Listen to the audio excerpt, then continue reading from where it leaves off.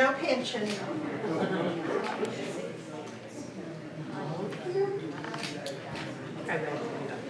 know, maybe something else? How's that? Yep. That's it. Good afternoon. We have been doing this, I don't know how many years. I need to look back or get the ladies to look at our records, but I cannot remember a more beautiful day. It has rained, it has been cold, it has been extra hot, the wind has blown. So we are really fortunate. I wanted to welcome you on behalf of the Hopkins County Genealogical Society Cemetery Walk. I am the president of the Genealogical Society, but also would like to thank the City Cemetery Society for cooperating with us and opening their beautiful chapel and allowing us on the grounds to depict their history. And Randa Massey is the new president of the City Cemetery Society, and we're real excited about, I'm the vice president of the Cemetery Society, you know me and all my hats. But I'm so excited about what is going on with our city cemetery and how nice it looks, and we're really trying to do a lot of things and get it back to the way it should be. You will see, and I wanted to share with you, you will see a lot of little orange flags that are all across the cemetery. We are currently having the cemetery digitized. And that's, he's using GPS and all the modern technology, and those are what he is detecting as unmarked graves. So as you walk around the cemetery, you will see that obviously with this cemetery being 160, 170 years old, there's going to be a lot of unmarked graves. Some of them we were able to document over the years, but of course some of them are lost to the ages. So we're excited. At least we're going to be able to determine 90-95% sure locations of unmarked grave. Therefore, we'll know what is still available in the cemetery. We still have plenty of room in the cemetery to sell lots, but we wanted to be accurate about where people were buried. And he's only done, as you can imagine, this is a big cemetery. And he's already spent 1 week out here, but he's only done the west part, the old part, the old city and Sunset. And so there's still all this in front that he has to do, and then it's a process. But when it's all finished, we will have a database of every grave that's in the cemetery marked, and then we'll have the notations for all the unmarked graves and where all the available plots and lots are. So we're real excited to bring the cemetery into the 21st century. So, but today we're going to go back to the past. And we have 5 ladies. The men buried in the cemetery today decided they were going out fishing. So they didn't arrive for us today, but we promise we'll get some of them back. But I am going to be your tour guide, and we're going to do a little different this year. We're going to do it all together. So it's real important, though, for us when we go to where our characters are, that we gather around them where you can hear. But I'll help you with that. And we're going to visit 5 of our remarkable pioneers that are buried in our illustrious city cemetery. And then for the 6th spot we go, it's a mystery. You got to have a mystery if it's a cemetery tour. Won't be dark, so no one has to get scared, but you're going to have someone that's going to tell you a little bit more about the cemetery when you get to the 6th place. Now, the first place that we're going is very near here, out to the north. The 2nd place is on the other end of the cemetery. We apologize, but the characters we ended up with, we didn't mean for them to be so spread out, but it just kind of happened that way. So you are welcome, if you don't want to walk that far, to drive your car in that area. Now, not everybody can move their car over there, but you can move it closer to where you won't have as far to walk. Then once you go to spot 2, 3, 4, and 5, and then the 6th spot will be more in a row and won't be so far. But there is quite a distance between flag 1 and flag 2. So it's with those of you that are adventuresome and want to walk, I'm going to be walking, as you know I'm going to walk, but we'll wait on anybody that, if someone drives over there, we'll wait till everybody gets there. So don't worry about missing anything. Let me tell you a little bit right now about the history of the city cemetery, but you'll learn more. We know, we're almost certain that they started burying people here in the 1850s. There is a marked grave, which I'm going to talk about later, that is 1849, but I believe that grave was moved in here. But a man by the name of Dr. C.M. Houston, spelled Houston, but he didn't like Sam Houston, so he chose to, even people were having political differences back in the 1850s, he chose to call his family Houston. Sometimes some of his descendants put an extra E in there to make it look more phonetically correct, but it was spelled exactly like we know as Houston. He bought 320 acres, moved from Nacogdoches in 1852, and paid $320, $1 an acre, in gold for this land. Now this land was just north of where the town was starting and growing. And that another character by the name of Dr. O.S. Davis, considered the father of Sulphur Springs. Some people refer to Dr. Houston or Houston, also C.M. Houston, as a father of Sulphur Springs, but Dr. Davis is the one that owned all the land south of here and where the square is and most of the streets leading out. They had a rivalry going on, and they debated about where to put the county seat and who was going to give the land, but Dr. Davis won. Consequently, even though Dr. Davis is the father of Sulphur Springs, he's not buried in the city cemetery. He's buried in the Oddfellows Cemetery because he was an active member of the Oddfellows Lodge. That's the cemetery, if any of you have ever noticed, that's north of here on South Davis, as North Davis, of course, thank you. Thank you. You have to watch me sometime. North Davis, nearly to Airport Road on the left-hand side. That's the Oddfellows Cemetery, and that's where Dr. Davis is buried. But Dr. Houston, and I'm calling him a doctor because he was a herb doctor. He practiced that type of medicine. He also had a rare stone called a mad stone. And in the 1850s and later, they believed this mad stone, which is actually a stone that had come out of the belly of a deer, would cure rabies. And if you were sick with rabies and he applied the stone to yourself and it stuck, it would remain there to help draw the poison out of your system. Now, whether that worked or not, I don't know. But that's one of the magical things about Dr. Houston. But anyway, we're going to talk more about this. But he owned this land. Apparently, people started burying on this land about the time he bought it. It is rumored that Captain Buford buried a slave on the northwest corner of the original cemetery, and Dr. Houston gave him that acre, and that's the beginnings of what we now know as Melhaven Cemetery that adjoins our cemetery on both the west and a little bit on the north. But there are documentation that as early as 1867 that Dr. Houston deeded 4 acres to the citizens of Sulphur Springs. And that was the beginnings of what we refer to in documentation as the Old City Cemetery. Going south from that is what was originally known as the Houston plots, is now referred to by the City Cemetery Society as the Sunset Edition, both north and south.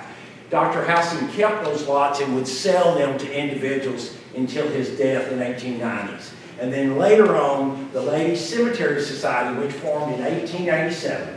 So you've had an organization running this cemetery for 138 years.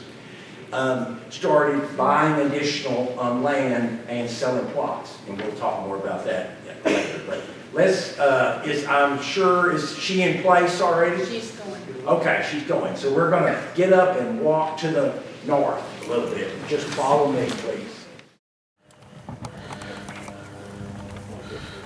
Today is such a beautiful day, and I don't get to come up out into the sun very often, so I'm really excited. And to see so many visitors, I don't ever get visitors. Thank you for coming and stopping by my home. My name is Nanny Hilliard Posey.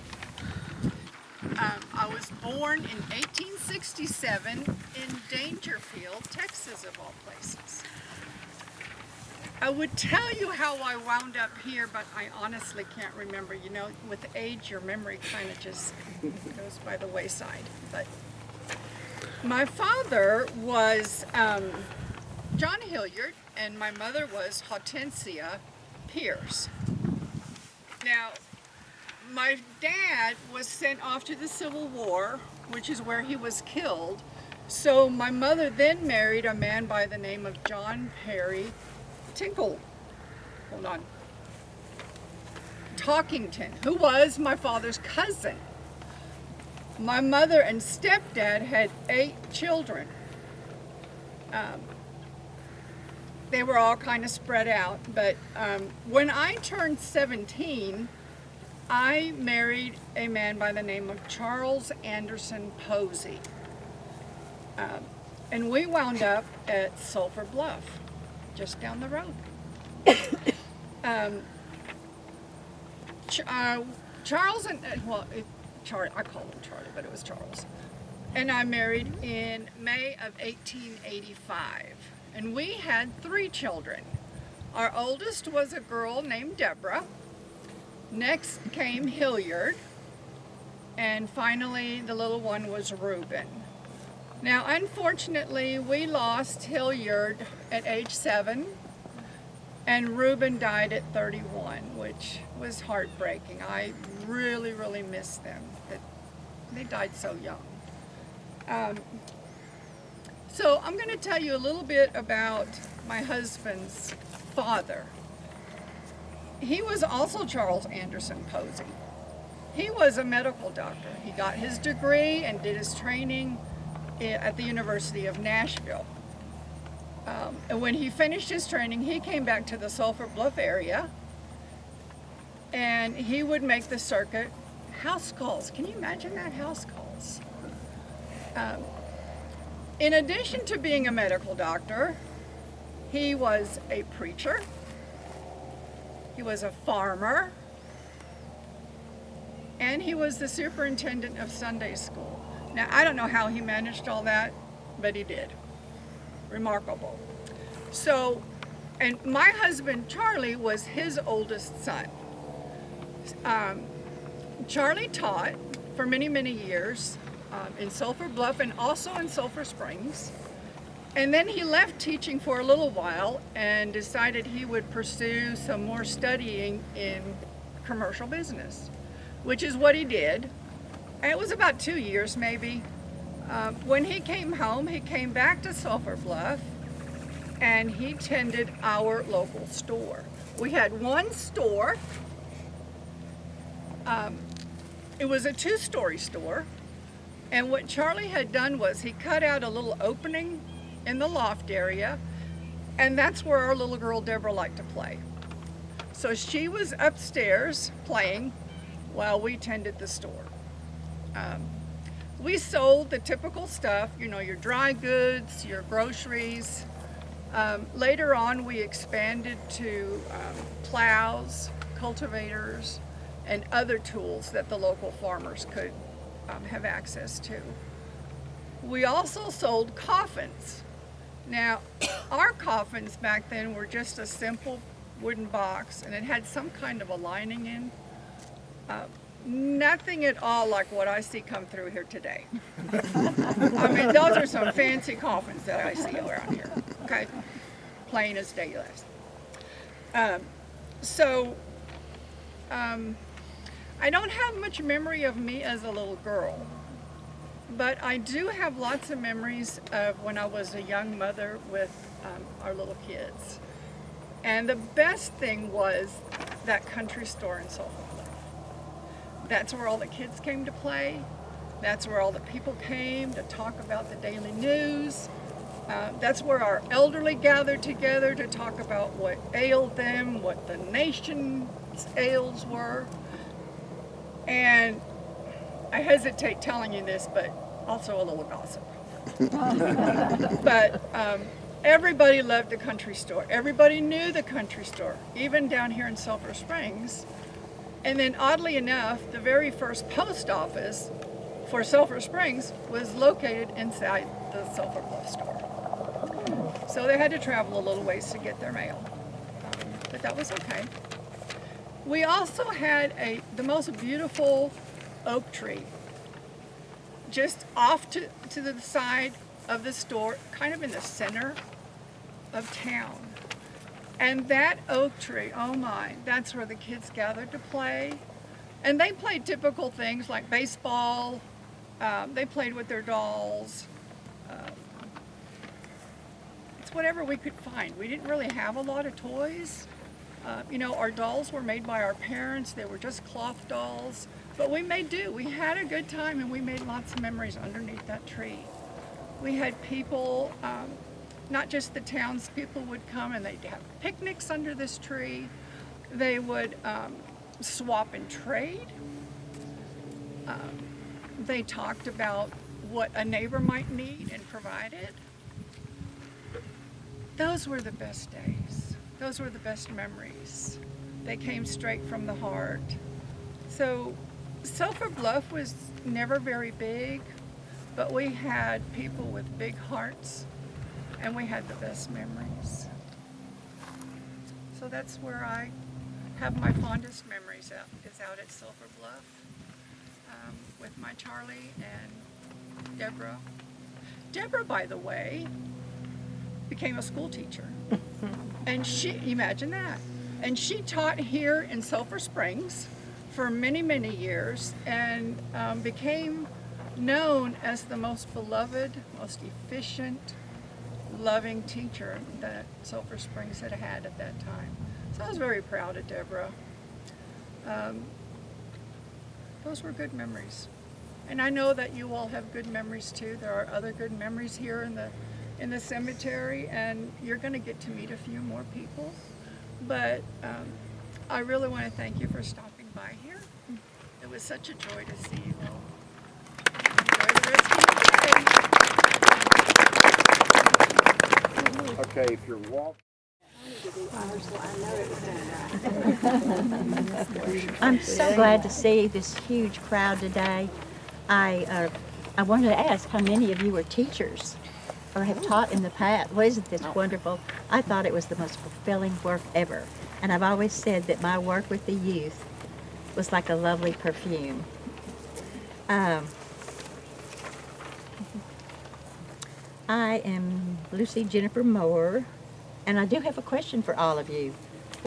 Whose absurd idea of trying to go back in time was it? That just sounds impossible to me. I'll tell you a bit about my parents. Amanda Melvina Crawford and Nathan F. Moore, and my three older sisters were from Kentucky. My granny, Eliza Jane Rogers, and some of my aunts and uncles all left Kentucky and traveled together. They were pioneers who settled Hopkins County about 1855. I'm the baby sister, or the late-in-life baby, whatever you want to call me. I was born October 18, 1863 in Hopkins County. Of course, I was too young to know what all was happening in the world. The war between the states was still raging. It's just not far away. And little did I know, I would also live through World War I, the Great Depression, World War II, and the Spanish flu, which you know was the deadliest pandemic in history. And I grew up at 538 Church Street. As a child, we played school. Of course, I always played the teacher. When I was just 9, my father passed away, and my sister also. I loved reading. I was fortunate enough to serve as secretary of the Shakespearean Club for 3 years. And I tell you, we could hardly wait for the newspapers to come in. There was so much going on in the world. I was just fascinated by what was happening out west. This paper was telling about the gunfights with Billy the Kid, Jesse James, Wyatt Earp, Doc Holliday, and others. I tell you, I'm so glad that I live here in Texas because that was not far away, and it sounds so dangerous. I was one of the first to receive a teaching certificate, although it wasn't necessary to teach. And I began teaching high school when I was 17 years old. A few years later, another teacher, the handsome Mr. Will T. Holderness, and I began seeing each other. We didn't want to take time off from our teaching, so we set the wedding date to be during the Christmas break. On December 22nd, we pledged to love and to cherish each other until death do us part. Little did we know I would be a widow 3 months later. The Fort Worth Daily Gazette covered Will's death. I think I have that here in my scrapbook. They said that Will was one of the most robust young men in the county, and sadly at age 28 he died of typhoid fever, and he's buried right here. So I went from wearing my wedding dress to wearing this black dress of mourning in such a short time. My well-meaning friends would come by and say, "Oh, just wait, soon you'll meet another man and you'll get married and have lots of children and live happily ever after." And I said, well, that sounds kind of nice, but I was beginning to feel deep in my heart that God had a different plan for my life, a really big plan.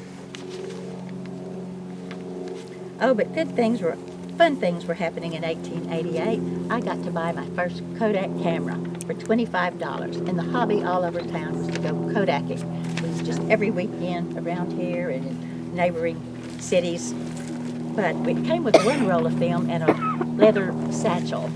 But film was kind of hard to get some days, so we just went till we ran out of film and then waited patiently to see what those beautiful pictures would look like.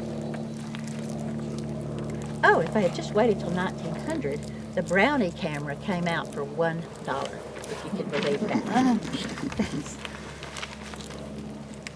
My goal with my students was to influence them to read, especially history, since that's my favorite. And after I began traveling to historic places, I was able to teach it with much more enthusiasm. And also, in 1899, a small group of influential women and I worked hard to establish the Waverly Club, which is the first federated club here. I'm sure some of you and your aunts and your mothers were all members of this popular club. They worked for improvement and to foster civic pride in our city. 50 years later, I was honored to speak at the Waverly Club's 50th anniversary tea. There was a large article in the Daily News Telegram, and let me see what it had to say. It was very... I thought I had everything held down. A little breeze. Oh, we all laughed about the early days of organization and all the ups and downs we had trying to get everything established and working just right. As I finished my talk, I ended it as I always do, telling them of my sayings that keep me going.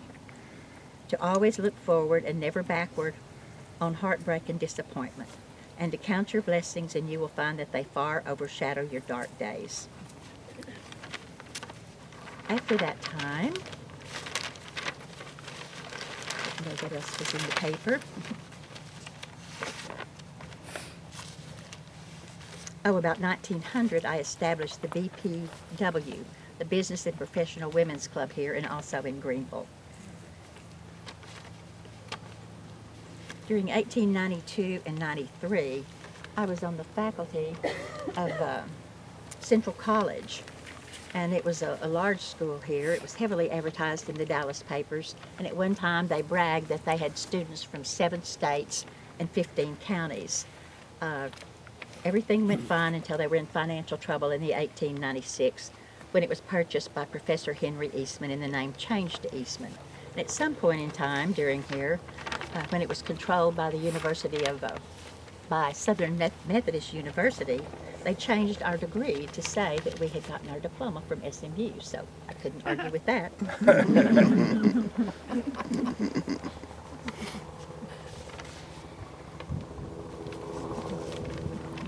Oh, okay. The next few years, 1913 and 1914, I lived with my aging mother, Amanda M. Crawford Moore. She and my sister, Janetta Moore Connor, both passed away a year apart. In 1919, get this, my annual salary was $729. Try living on that. In 1915, though, I got the right to vote for the first time. I was 56 years old and quite excited about the prospect. In 1920, I moved to Greenville and taught at the high school during the year. In the summers, I traveled to some great universities. That summer, I studied at the University of Chicago. I have a picture here.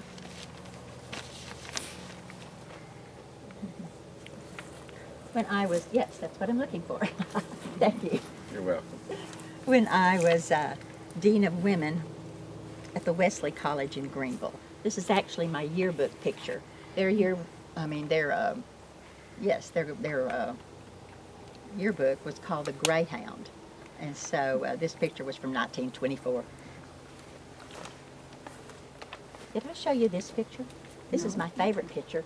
It must have been made by a really good photographer in Sulphur Springs because they have a way of making you look very nice, pretty pleasant.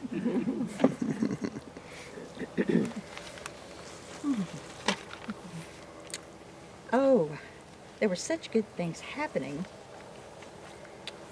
during the 20s. I had electric lights now, I had a wonderful radio, I had a telephone, and a phonograph. Yes, a phonograph with beautiful music. But best of all, I wish I had a picture of this. I bought a Model T Ford automobile that would go 40 miles per hour. And wonderful new medications were now available. Penicillin. It was claimed that it could save many, many lives. And I wondered then, if penicillin had been available when my Will was so sick, could he have been saved? More in the Roaring '20s and other parts of the country, women cut off their hair, wore short skirts, and danced all night. You know, to each his own.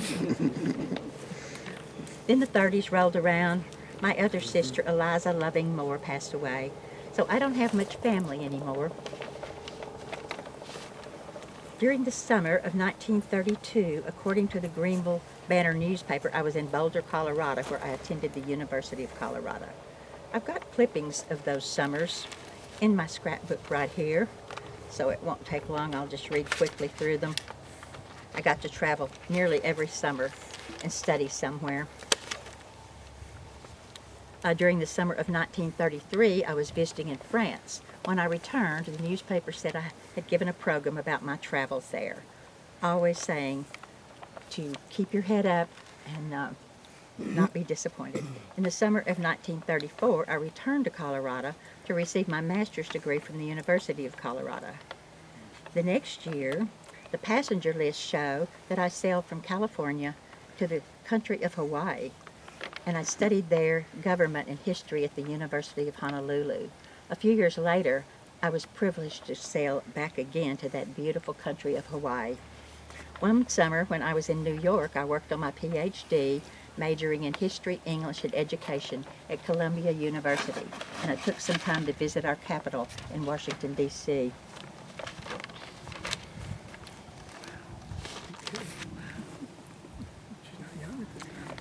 Okay, in 1940, the 40s, and 41, I was teaching in Greenville and Denton.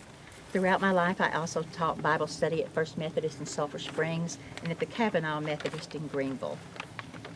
Over the next few summers, I was privileged to travel to Scotland, Europe, and Mexico.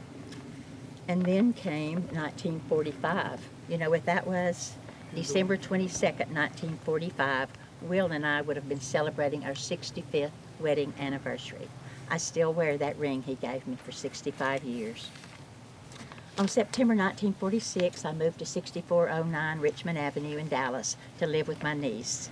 In 1950, July, I was 87, and my niece and I decided to take one more trip, a car trip to New York and other places of interest.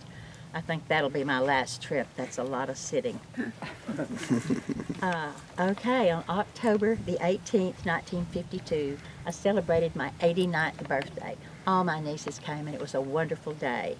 On October 19th, 1952, the very next day, at 2 p.m., I breathed my last breath on earth and my first breath in heaven.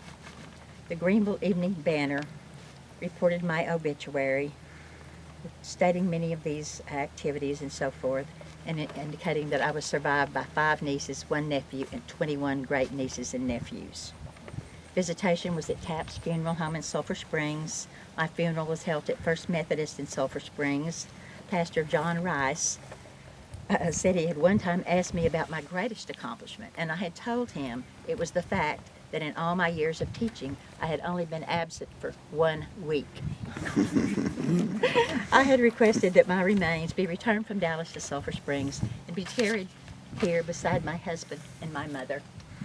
And I thank y'all for coming, and I think there's others waiting on you, and I will probably join you later myself.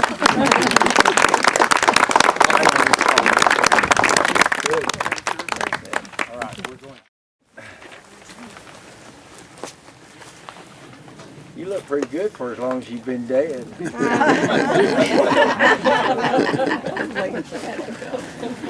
Well, I like getting out at night and roaming around. Yeah, I mean, you're probably the one that scared me when I was a little boy out there.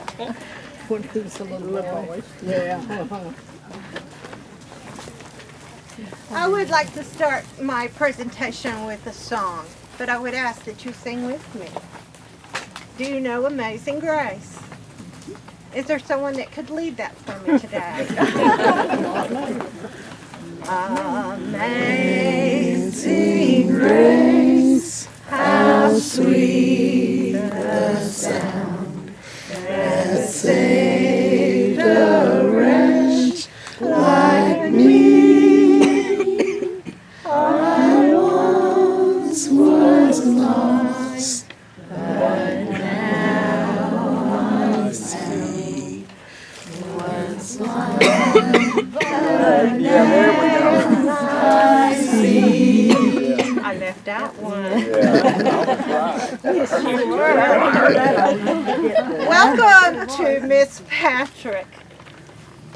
She was quite a woman. I could never be what she was.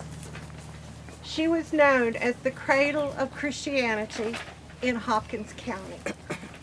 And you'll find out why as I tell my story. Her husband, E.M.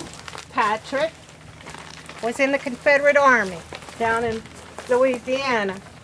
They made their way once he was let go to Jefferson, Texas. Now, Mr. E.M. Patrick, stop picking my skirt. He did not like his first name. His name was actually Ephraim Martin Patrick. But he didn't like Ephraim, so he always went by E.M. Now, Mr. E.M. Patrick moved his wife and family, the 5 children. There was Celia, and there was, what are their names? It's been so long since I've seen them. Celia, Molly, Polly, Lithia, and one son named William. But you will find out that I had more children than just 5. And I'll get to that pretty soon. Now, E.M. Patrick was a businessman. And when he came to town, he found the prettiest plot for our home. It was on Gilmer Street. And it was across the street from the Buford property. Now, the property was almost empty, except for one house that was a 2-story home and had a front porch all the way around. And there were groves of trees, just like this one, all over the property. And Mr. Patrick He loved to have people come and play baseball, horseshoes, whatever they could do. The Patrick family was a social family. They did not stay at home and twiddle their thumbs. As a matter of fact, when Mr. E.M. Patrick got a building for his grocery store, it was a 2-story property. So they turned the top floor into a parlor for children to come and play games. Now the adults also showed up, and so they realized that the city was missing good times for this city. So he built his own property next. His was the 3rd brick property, 2-story, downtown. Not long after that, he died. He was 54 years old. But I lived to be a lot older. But it was a lot of fun too. I had lots of fun. I hope people really didn't think I was, I don't know the word, salacious, you know, maybe. My husband, he was a quiet man, but he loved to have company come, especially Carol, the Chris, and a few of the other men. He would always invite them to come over for lunch, and his wife would just jump in there and start cooking. Well, that's not what this wife wanted to do. But we had a lot of help too. Now, people thought that CM was wealthy, but he says he's not really wealthy. He's a labor man, meaning he worked for everything that he got. He also gave money to the Central College. Oh, I forgot to tell you that Gilmer Street, where we lived, was not even called Gilmer Street. It was called Marshall Street. And then it became Gilmer Street. But that was something I was supposed to tell you a while ago. Anyway, he got sick, and he died of apoplexy. Uh-huh. He just killed over dead. I couldn't get the doctors to give me any answers. I begged him to come back, but there wasn't anything I could do. He was gone. And I didn't want to come out of the house. I missed him so much. But do you know, I began to write poetry, and for some reason that poetry spoke to my heart. You see, God wanted me to be with the people of our town, to give them blessing and give them hope in our times of trouble. And we raised all of that. And to this day, I can still feel them around me. Because you see, Jesus walks with each of us. And it is through those moments that we feel that Jesus loves us. And it's when we work with other people, especially people who are in trouble or in need. That's what the Patrick family did. They went out and they helped people in need. As a matter of fact, we raised 19 more children. And it wasn't because they didn't have what they needed, it's just that we wanted to take care of them. And it was such a blessing. And God is so good to us. And so that's why I was honored to tell you about this amazing woman who is the cradle of Christianity in Sulphur Springs.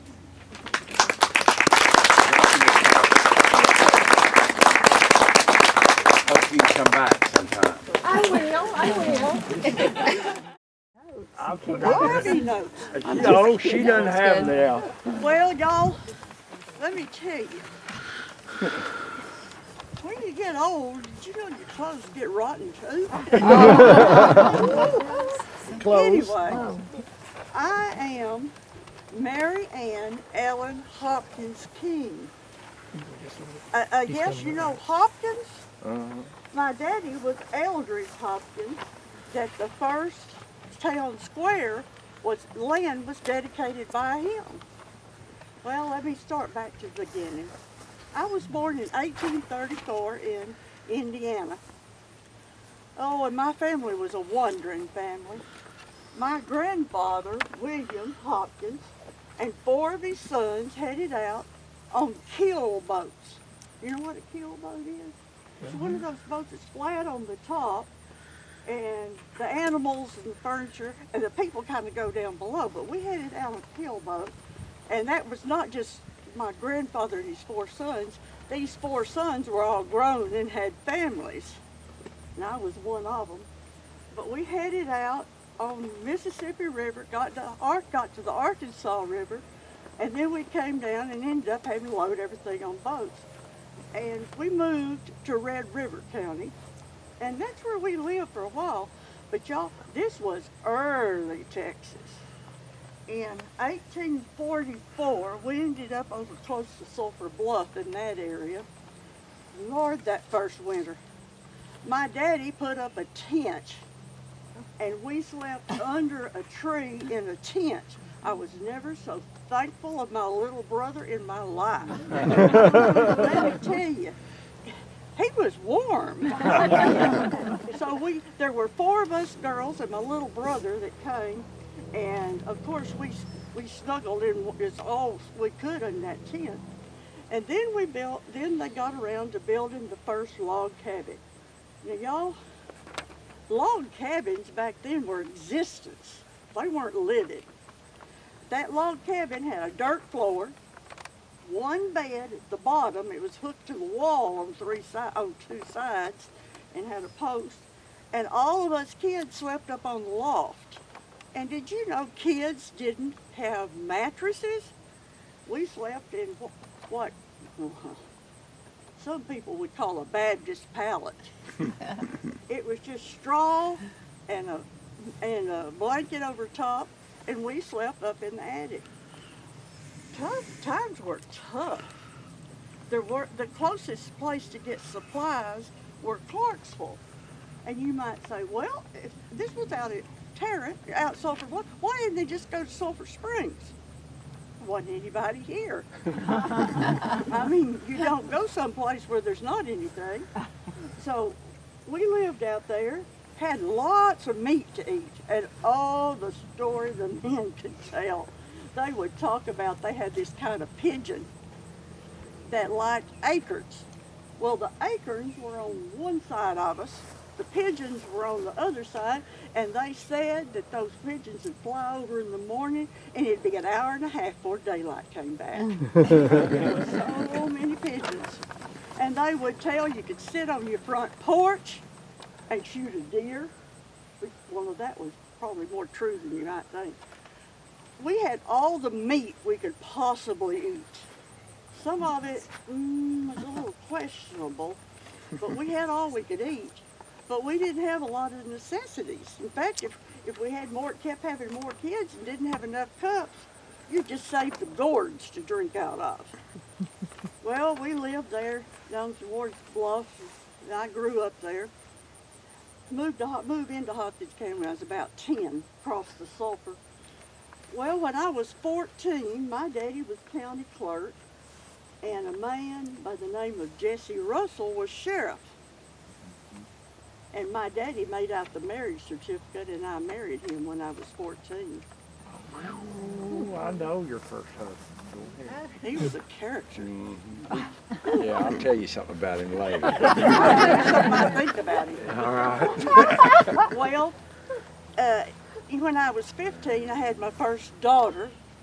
Her name was Tennessee because that's where my daddy came from. But kind of the later part of I married him in 1848 when I was 14. 1849, well, he killed this man accidentally, the stories went. He killed this man on the courthouse steps. I think his name was William Harper. Harper. Well, it's been a long time. I know. I was born 191 years I'm ago. just trying to help. I appreciate it. Listen, when you get to be my age, you appreciate all the help you get. Well, they got in a fight on, they said the courthouse steps out front of the courthouse. And the family version was the man fell and hit his head on a piece of iron and he killed him. Well, my husband, he disappeared. Well, if it was an accident, why did he disappear? Well, the two things we know is there's a man dead and he left. Well, I happened to be expecting our second child, which was born after he left. Let's see, her name was Rachel. Now, I'll be honest with you. What I think is, my daddy said he was going to marry me. He married me, and he didn't particularly like it, and they found gold in California. Yeah, I think he just left and used it as and my family didn't want to, admit it, but he just disappeared, and my daughter, Rachel, was born the year after, just, a few months after he was gone. There I was, a widow at 15 years old, and, well, the family, took care of me. They were good people. Then, about 10 years later, I married a man by the name of L.D. King. His name was, let's see, something Dow. I never could, he didn't like his first name. But he was L.D. King. He was a lawyer. And in September 1859, we married in 58, 1859, well, Sam Houston came to talk and campaign for governor. They said there were 300 people there in Tarrant. I never can keep those things straight. They said there were 300 people there in Tarrant to hear him speak, but that's a little odd because there weren't but 400 people in Hopkins County. Well, he gave his speech, but he didn't get elected. He lost that election. But the day he was born, our first son was born. And guess what my husband wanted to name him? Sam. So Sam Houston was born, and then very soon thereafter, we had this war of northern aggression that started, and my husband had to go to war, and I had to stay home, keep everything going. I wove cloth to make his uniform out of, and I just tried to take care of things at home. He became captain in the Civil War, and then after time went on, when he came back, we had 6 more children. Wow. And I guess y'all noticed that the name on these graves isn't Hopkins or King. They didn't even care enough to put a tombstone up. I'm buried out here somewhere. And the good thing about being buried out here, I'm older than most of the rest of these people. But it is so great. I thank you so much for having events like this. You have no idea how much enjoyment 5 women that have been in the dark can have, how much fun they can have when you let them out of the ground. I want y'all to come back just every chance you have, so we'll have a little more chance. But anyway, I had 6 kids. We moved to Sulphur Springs, where we lived. But let me tell you, y'all got to be careful when you do research, okay? Y'all got to be real careful. For instance, if you find a grave, the last person on there, that last boy that's on there, was born when I was 51 years old. And if you look up his death certificate, the parents aren't mine, but that's on my find a grave. It also says I died in 1899. Now there's a little problem with that. I'm on the 1900 census. It's kind of hard to be buried and still be on the census. They don't come out here and count you. They don't at all. what my daughter, according to my daughter's records, I died in 1904. So y'all enjoy your life. Just know that life was hard. Okay? So y'all come from steady stock. Some good sturdy stock. Yes, ma'am. Thank you very much.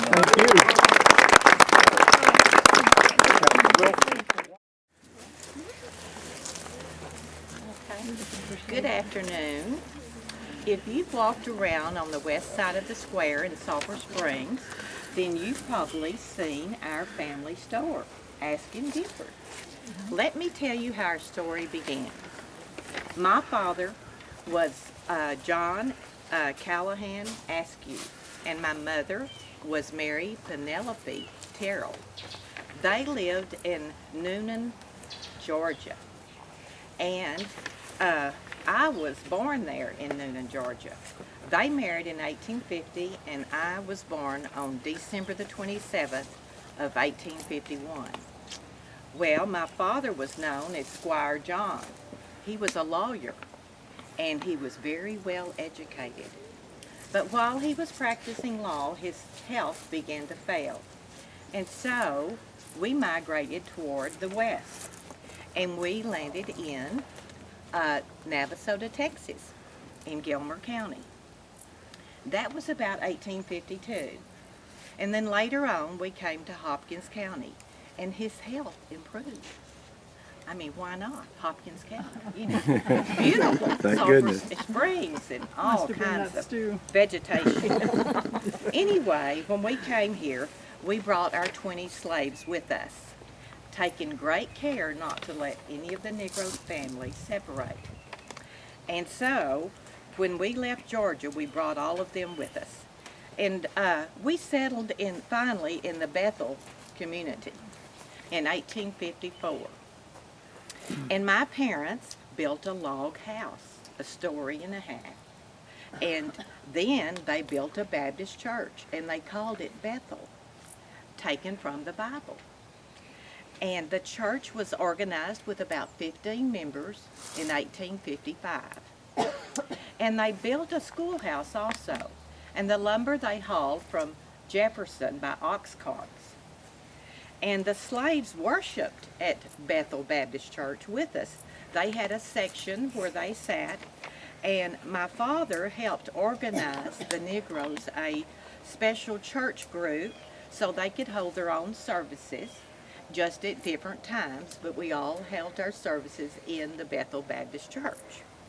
Now, there was no cemetery at Bethel, so the first cemetery in those parts was at Woodland. And Woodland was about a mile west of Bethel. And Father gave the land for a primitive Baptist church to be built there. And my Uncle Dick Askew was the preacher. Church services were held nightly by candlelight. And I don't know if you've ever tried to make a candle, but people made their own candles at home. And they were from beef tallow and also from beeswax. That gave them the firmness they needed. And they made their wicks too. Well, they would make these square blocks of wood and cut out a place for the candles to go. And on one side of the board, it was nailed about 12 inches long with a nail hole on either end. And the candles were set in the blocks, and then the candle blocks were hung on nails on the walls at different intervals. Now, can you imagine doing that? I bet you probably all could. Back then, we didn't have kerosene lamps or coal oil lamps. You know, that didn't come about until 1875. So one important trait I remember that my parents had was hospitality. You know, we had people that came, and we treated them just like family. We would lodge their horses and feed them and give them shelter. And I remember on one occasion there at Bethel, we had the Rehoboth Association meet. And during a great violent rainstorm, I just couldn't believe it. And Father, he, being the special man that he was, he brought in fleecy cotton and he packed it all upstairs around the beds and everywhere so that we could have a great sleeping room. So the members and the delegates all slept there.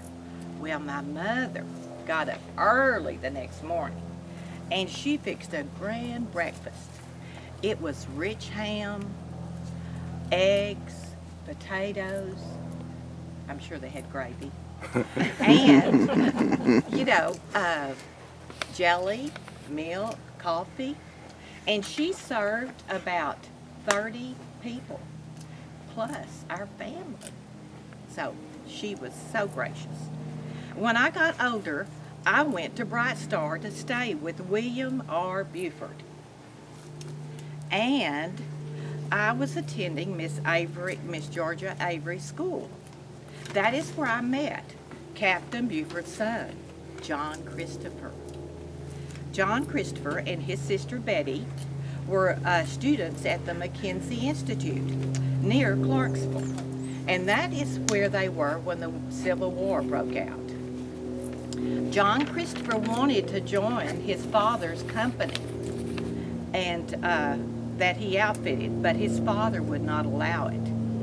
So later he eventually went to Mount Vernon and he joined up with Captain Leftwich's company. Even though he came down with the illness, he had to come home. And so he didn't get to stay in there very long. But John was then commissioned by the governor to guide wagon trains across the state of Texas carrying loads of cotton to the Mexican port of Matamoros. And the ships would evade the shipments would evade the federal ships and that blockaded the the Confederate coast. He performed this ceremony until the end of the war. And at the end of the war, then our slaves were free to go. But do you know we had several slaves that stayed and they earned a good living. I mean, my father always treated them kindly. So, John and I were married, and it was on November the 7th of 1867 in Hopkins County, and John entered into a partnership in the general merchandise business with two of his brother-in-laws, Buck Thomas and Ira Harrison. John was a buyer, and he would make 2 or 3 trips a year out of state. He would ride horseback to Jefferson, take a boat to New Orleans, and then ride the train to New York. And that's where he would make his purchases.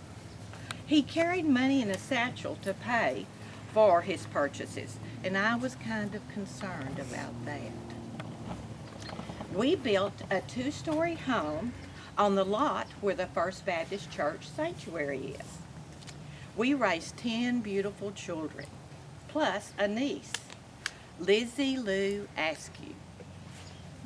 We educated them in the local schools and in Central College. Our son, William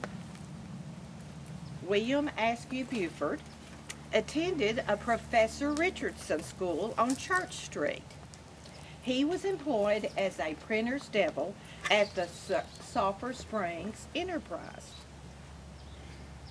And that newspaper he worked at for a while, and then he also went on to work at the post office from 1887 to 1890. He made interesting trips to several places. He went to Austin, and he played the bass drum for the Sulphur Springs Cornet Band and the 6th Regiment Band. So he had a lot of talents, but one talent he had in his childhood was he acted the part of a witty Irishman named Mr. Dooley. Well, he acted the part so well that all his friends, his classmates and his friends called him Mr. Dooley from then on. So, in 1890, he studied to be a pharmacist. And upon passing his exam, he was employed by none other than Askin Buford. And that's what became known as Askin Buford. He was employed by his uncle Zoe Askew first and Dr. B.T. Robertson. But the drugstore became known as Askin Buford. Don't y'all like that dark copy? Anyway, he was regarded as the oldest active merchant in Sulphur Springs in length of service. We were very proud of our son and also the rest of our children. We eventually sold our home that was on the backside of Gilmer Street and moved to Van Sickle, 111 Van Sickle. We lived a long and happy life there. But let me tell you about my father-in-law, Captain W.R. Buford. He purchased a 70-acre woodland tract of land that had spring water on it, and it located within the boundaries of E. Barbeau Survey. He kept the tract in its original native condition, but he allowed his townspeople to come and have picnics and, other outdoor activities. So, eventually, the townspeople wanted to buy it. And so in 1915, the City Council of Sulphur Springs voted to purchase a 70-acre tract. And in his honor, they named it Buford Park. Isn't that neat? Because of all his many contributions to the city and its inhabitants. So, if you're ever traveling up in Sulphur Springs and you walk around the square and you look up and gander at the big sign that says Askin Buford, think of me and my family, okay?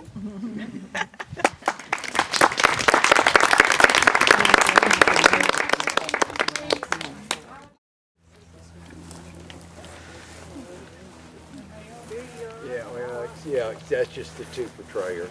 Go ahead. Well, I wanted to let everybody know, usually we have men and women both, and we've lost a couple of our guys in the last year or two, and one of them had another event to go to today, so couldn't be with us. So I thought it would be fun if we had a mystery guest for the last one. Y'all heard a little bit this morning about the history of the cemetery, so I'd like to introduce you to our mystery guest tonight, John Sellers. This way I could get away with not being so dressed up other than my hat. I just wanted to end to tell you a little bit about where you are and talk to you about the old city cemetery. We are standing in the 4 acres that Dr. Houston donated to the city. And somewhere over here in this corner is supposedly the plot where Captain Buford buried his slave and began the beginnings of Melhaven. Melhaven Cemetery is right across that fence. Right here is the oldest marked stone as far as date of death in the city cemetery, and that's the one that I told you that the death date is 1849. Now, I don't think, and that was an infant of W.W. Smith, where Max is standing. I don't think that the infant was, it could have been, but was probably not buried here originally. Mr. Smith and his family lived downtown just west of the City National Bank. And I have documented 3 or 4 other families that would bury their families on their family land originally. And then I have documented through some of the old newspapers to where those family members were moved from the family land either when they were selling or dying off and brought to the city cemetery. So I really feel like this child that died in 1849 was probably buried downtown first where the Smiths lived and then moved here. But it is the oldest marked grave as far as date of death in our cemetery. In this area you're in, look at the style of these. These are more of what you see in other parts of the country. They're more of the style you'll see in the East Coast. They're a family by the name of Marshall. They're probably some of the oldest stones. I also think the Smith stones were placed here much later to mark these graves, and hopefully they were accurate on the death dates. But these are original stones. And somebody came in here in the last 2 or 3 years, I don't know if they were connected to the family or not, and cleaned those stones. That's why this group of stones looks so good, because there are ways you can restore this. But we are in the oldest part. You will notice the biggest trees are out here, beautiful. We've lost several of our oaks, but there's beautiful oaks. There are crepe myrtles that have been planted here, because crepe myrtles are one of those things that you plant in cemeteries through customs. Cedar trees, because cedar trees are evergreen. They're also commonly used in cemeteries. So you see a little bit of all this. And you also will realize here, and as you go a little bit more to the south, you're in the highest ground of the city cemetery. And so this is where they started burying first. And the Bufords, of course, over there, the Weavers, the Rogers, streets of town are buried in this part. The Finneys, the Ingrams, the Craigs, all those old streets that you know about. The men and women that they are named after are buried in this section. This was also the first section that was surveyed. When Rockwell International came here, we had our first set of engineers that were there working on, of course, they were in the oil business and pipe business, and they had civil engineers and people that did drafting. And so our first maps were created for the city cemetery about 1970 by some of the people that worked for Rockwell. That's something Rockwell did for the city cemetery. And also, this part was marked because even by 1970, you know, it blows my mind now, 1970 is 55 years ago. I was even around then, but anyway. They marked these. This is the only section of the cemetery that's not really in lots and blocks, because by 1970, they had been here over 100 years, and it was too hard to tell. And people were not buying this from the city cemetery, so the deeds aren't there. There's a few occasional deeds, but so they came out here and plotted each individual stone that existed in about 1970 and put it on a map. And then they went back and inventoried those graves as best they could in 1970. So we have the best inventory of the city's old city cemetery that's 55 years old.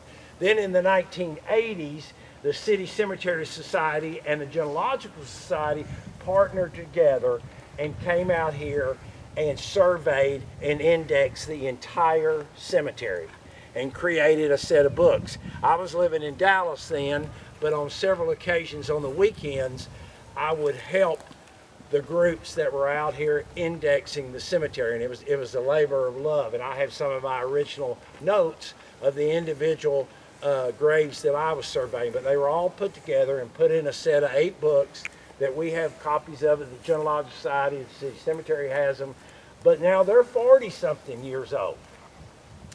And since that time, there's been no updating other than the records. And the records got better, and the funeral homes and all those things, to where it's easier to document. But that's another reason why we are so happy that we are currently in the process of having this whole thing digitized for the future. And you'll see right here are 2 examples where he has found evidence that there seems to be, he explained it to us, it's not a perfect science, but it's getting more and more accurate, to where he detects that there is, it's by the changing of the soil, picking up metal possibly, but disturbance and everything. Because as we know, in the very early graves, you're not going to have hardware on caskets like you do, except maybe the handles in the earlier graves. And to come out here and do it the old-fashioned grave dousing would take a long time, even though we've had some grave dousing going on out here, and it's a very miraculous thing to see. But anyway, these are those original 4 acres. Dr. Houston realized people just started coming out here and burying people. And he knew this was a valuable piece of land, and he had already started giving things to the city. He gave the land where Lamar Rowena Johnson School is now. He gave part of the right-of-way for this railroad. He gave the land where the Episcopal Church, for those of you that are newer, the Episcopal Church used to sit on Houston Street. But that very chapel was moved and used as the chapel out at the museum now. But anyway, Dr. Houston was very civic-minded. But people kind of started taking advantage of him. So he started he donated these 4 acres, but he then created a private graveyard that went here to the railroad called the Houston. And he selected a 20 by 40 foot plot for his own family. And if you go down here, now the cemetery, after he created this, remember these 4 acres and all the way south, the cemetery stopped where that main road is right there. All the road where the chapel is, all the newer, that was all other land. There was even a house at one time about the area where the chapel is by the name of Boomer. It was after the 1900s that when the Ladies Cemetery Society was formed that they started buying the more eastern plots of land, which we refer to as East Side, North Side, and Hillcrest being the newest section of the cemetery. But anyway, Dr. Houston started selling lots. And if you look where his grave is next to him, his son was a very accomplished sculptor. And his son, who actually predeceased him, had sculpted his father's likeness.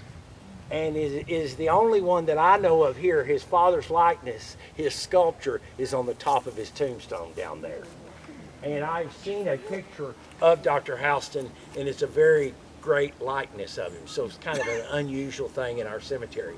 But then, after his son died, Dr. Houston's wife died. He started dividing up among his heirs, and he gave the remaining lots to the City Cemetery Society to his daughter, who had married a Garrett. And you'll start seeing deeds around 1890, 1900 from O.L. or D.L. Garrett to individuals. And they would buy various sizes of land. And that's what's going to start, and they started plotting the Houston Private Graveyard, which is now we refer to, the City Cemetery Society, as Sunset, North, and South. So that's how all that kind of got started. So from the early 1900s forward, there's good documentation. When you buy a plot out here, this is a piece of real estate. There is a physical deed that goes along with your cemetery plot, and it is recorded at the courthouse. So because of that reason, from that period forward, we can pretty much document. But going before 1900, if there wasn't an early deed out of the Houston family or a grave that would mark, it's kind of lost to history. There is also buried in along the tree line, and for a while it was covered up. This is the last story I'll tell you, and I kept having to tell Tony this stone was back there, and he didn't believe me at first. And I kept saying, no, it's there. And so he did a great job of everything on the tree lines and fence rows, as we call them, and he exposed this stone. And what the interesting story about this stone is, it is a man that was here, an Irishman, that was working as a railroad, as they were building the railroad here in Sulphur Springs. And he rented an apartment on the second story of a building that existed about where the Magic Scoop is, not the Magic Scoop, excuse me, Burgerland and Misbehaving is. Isn't that Misbehaving? No, Marlene. Marlene. See, when you're talking 2025, I don't know anything. No, okay. But anyway, in that area was a two-story building, and it caught on fire in 1894 and burned down, and unfortunately John Finney perished in that fire. Our community back in 1894 buried him out here. I don't know if they couldn't contact the family or didn't have luck, and they erected a tombstone in his honor, and it's still up there and still standing, 131 years, and it says on his stone, perished in the Smith Building fire. So, Is it on the other side? no, it's on this side. You see where the cedar is right there? Oh, yeah. And you see the stone beside it? That's it. Oh. That's it. So the orange things Yeah. are people that are buried there? Yes. Okay. By the GPS, the GPR, whatever so they. you have a lot of people. Oh, well, and of course this section's going to end up with more probably than anybody because of the dates. And I don't even know if he's entirely through with the old part, but you'll see that there's a lot of them. But anyway, thank y'all so much for being with us today. We appreciate your support of the Genealogical Society and the Cemetery Society. Thank you. And see you next year, and come back so those old ladies can come up and tell you something. Yeah, that was good. Oh, it's okay. Get on the main road.